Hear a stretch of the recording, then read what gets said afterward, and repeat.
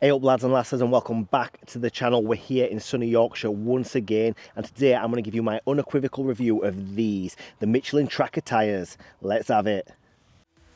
So you wanna ride bikes, stay strong, flex up, like Jonny, a Yorkshire lad, like Jonny, Jonny, Jonny, Jonny, Jonny, Jonny, Jonny, Jonny, Jonny, Jonny, Jonny, Jonny, Jonny, Jonny, Jonny, Jonny, Jonny.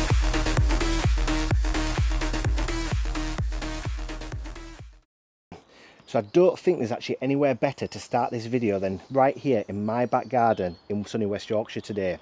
Now, if you've been watching the channel, you know that I've had this bike for maybe a year now. I bought it off a lad in Keighley who'd just been doing wheelies around the estate on it. It'd never been properly green laned. I got it for an absolute bargain, to be honest, because we were just desperate to sell it. I have done a couple of modifications. We're not going to get into all of them today, but the main one was the fuel tank and just a few of the electrics and everything. But one of the problems I have found with this bike is the tyres. Now, from stock, this bike comes with a set of IRC tyres. They're quite hardware and rubber. They're not very knobbly. They have got knobs on them, but they're not, you know, fit for purpose for off-roading, we found. I did take this bike out with the West Yorkshire TRF on a couple of occasions. It did well on kind of the drier grass and everything, but when it came to muddy areas, the back tyres just slipped out. There you go, it's muddy section now. Ugh. Yeah, the tyres just aren't doing mud. Oh, big rut. Nearly came off then, lads. This is what I mean, you just got to rev it through. So this bike actually came with one stock tyre on the front, the IRC, and it also came with a Michelin Inaki Wild on the back. And the reason the lad changed it out was obviously he wasn't getting the traction and he needed something just a bit bigger so he could do some wheelies. But you know, classic Heath lad, innit? But we did change them out recently. I have been waiting a while. I haven't got like a shed or a garage that I can do a lot of this work in, so I've been waiting for good weather. And last weekend I took the dive and I decided to fit myself these Michelin Tracker Tires. Now, the Michelin Tracker Tires are well known for just being able to do a bit of everything, really. They are a good off-road tyre. They are mainly off-road. I think it's 70-30 off-road, on-road. There are some complaints that the on-road, that they do make quite a loud noise. They are quite thick rubber though. I do like it, but they are a softer rubber as well, I believe. So if you are riding these on the road, the reviews say you're going to get about 900 to 1,000 miles depending on your riding style. Now, I was thinking of taking this bike up to Scotland this summer, just riding it up there, and I don't think these Michelin Trackers are going to do me well up there, because by the time I get there, a lot of it's going to be worn off, especially if I do some motorway riding. However, we have not bought these tyres for doing motorways or long distance roads. We want to do a bit of green lane, and that's where our focus is with this bike. So with that in mind, these Michelin Trackers should be absolutely fantastic. Now, I'm only 15-20 minutes and I'm in the Peak District, so you know, I'm really in one of the mecca areas for riding trails, so these are going to do me absolutely fine, I think, and I should get some decent miles out of them. I have coupled these tyres with some heavy duty inner tubes, the best I could get. I think they were Dunlops. I haven't got the name on me, I've thrown the boxes away, sorry about that, but I've also coupled it up with some slime. So this slime you put into your tyres, if you do pinch one of the inner tubes or you do get like a nail through it, this slime's supposed to coat the inner side and it's just supposed to seal it straight away, which is a bit of a decent thing to have when you're doing trail riding. You don't want to stop in the rain and take the tyre off and change the inner tube or fix the inner tube itself. Now, when it comes to ease of fitting of these tyres, I don't know how to rate it really, because I'm a complete novice. This was the first time that I've ever changed a tyre on a motorcycle, especially one with a tube in it. So I took the old ones off, which were easy enough, using my cheap tyre irons that I bought from some Chinese website. You don't need to spend expensive ones. These did the job perfectly fine. I then lubed up the tyre rim with a bit of washing up liquid just to get the first part on. The only trouble I found with these tyres, it wasn't getting them off or getting them on, it was the front tyre. It's so narrow that you can't get your hand in there once you've got the inner tube and half of the tyre on the rim. I couldn't get that Schrader valve through the hole on the rim. It probably took me about 10 minutes, the most frustrating 10 minutes of my life. But we got there in the end. Like I said, it did take me about 4 hours to fit these, but that was the first time I've ever done it. I do think now, if I did have a problem with one of these inner tubes, that I could easily take half of it off and take that inner tube out, probably in about 15 minutes or so, then repair it and put it back together. It probably would take me about an hour, I think, to repair one of these tyres at the most, and that's for me being a complete novice. So if you've done this a few times, you're probably going to be absolutely fine. One thing I would like to just point out before we get started on riding this bike is that when you fit these tyres, the bumps are quite high, so it does raise your bike up off the ground a little bit. And me being a short king at 5'7", I already struggle on my tippy toes on this bike.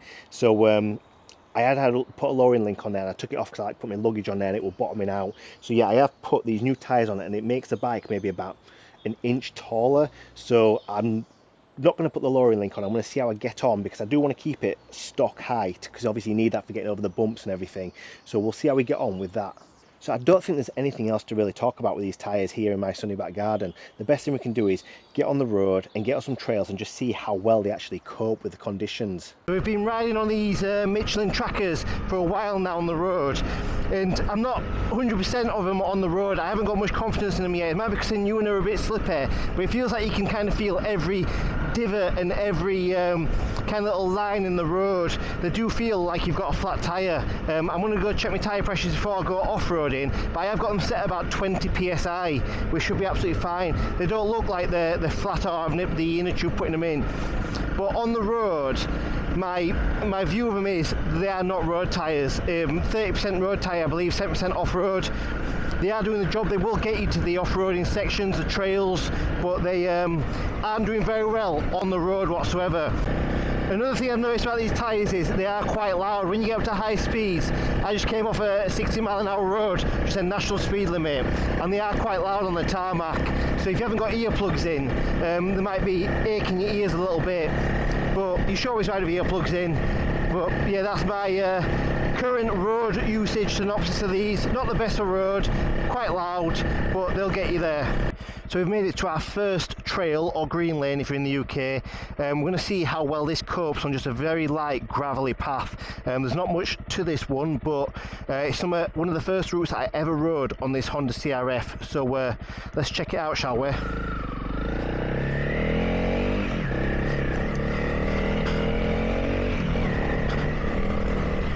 So straight away you can feel that this bike kind of wants to dig into the dirt. It wants to, it's better than the tyres I've rode previously. I've got a lot more confidence off-road with these Michelin Trackers than I had straight away for the Inaki and the stock tyre. Like with a bit of dirt grooves there, a bit of rocks, you just kind of fit in between them. It's not losing any traction, the tyres aren't spinning. The Inaki Michelin that I had, the tyre did spin every now and then. It's not very wet at the moment. We've had a very dry March, which I'm quite happy about. But yeah, look at these here. We stood up and we're just giving it a bit of beans. Now I'm not one of these trail riders that likes to go as fast as possible. I like to take it at my own speed, just enjoy the trail itself. But yeah, look, it's just not a problem. It's actually, I could probably go faster on one of these roads than I could on one of the main roads, I think. Yeah, very good, very good. So we're going to try some more trails now and see how we get on with these. We're just going to inspect the tyres. Some of these little grippy nub bits that have come off now, you know, the little stringy bits that have come off. But the tyres themselves seem alright. Just want to make sure that I had no punctures. But we are running them at 20 psi. That's apparently the sweet spot for road and a bit of trail riding. But yeah, I'm quite impressed with them so far. On to the next trail. Taking some of the back country lanes now, and to be honest, they're growing on me now a bit, these tyres, with the road use. When you're not at high speeds and you're on country lanes, they're absolutely fine. I've got a bit more confidence in them. I can't lean on them as such. There is a bit of noise that comes from the tyres, but it's not too bad when you are on these country lanes. It's only when you're at high speeds, when you're on the national speed limit roads. It's not something you want to do a lot of time on, really. It's going to get a bit more rocky now. If I do stop talking, I apologise, because I've got to concentrate. I'm still quite new to trail riding, but here we are. We should knock it down though. I don't think I want to stay in fourth gear. Now, how they're handling the mud, most videos have shown that they do really well in the mud as well. They might not do as well on dry ground as they do in the mud, but I have got confidence that they're going to be better than anything I've rode before on the mud. And I think there's a reason why everybody seems to use them. It's because, you know, Michelin Tracker, it's a name you kind of trust. It's one that kept popping up when I was asking about tyres. You get the Mitas, you get the other ones, but the Michelin Trackers just seem to be the one that everybody's like, yeah, you can ride these are absolutely fine. But yeah, look at the glorious Yorkshire views. Something's clicking. Don't know what that is. That doesn't sound good, does it? We'll check that out when we get to the bottom. We're gonna pull over down here and have a look and see what that clicking is. Let's just put the stand down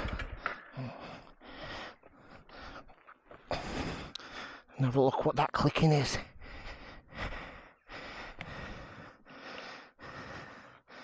I'm not quite sure. Let's try give it a bit of a push and see what happens.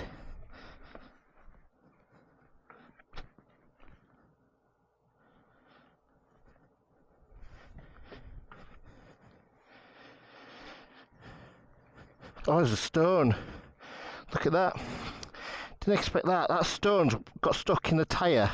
And it's clicking against the chain guard. Ah.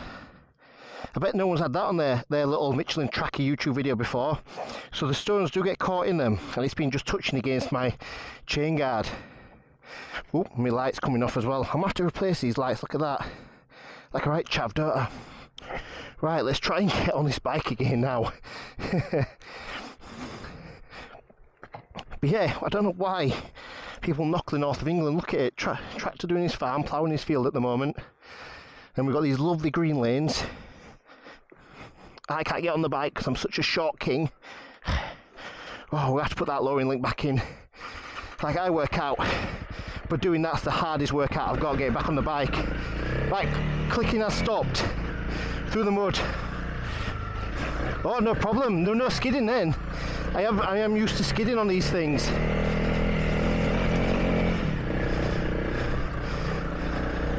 There's no clicking still. So it was that stone. If you do find your bike starts clicking, you have got a stone stuck between your prongs, your little knobs on the tyre. Give it a bit of welly. We're just sticking in third gear at the moment. I don't really like to go much higher than that.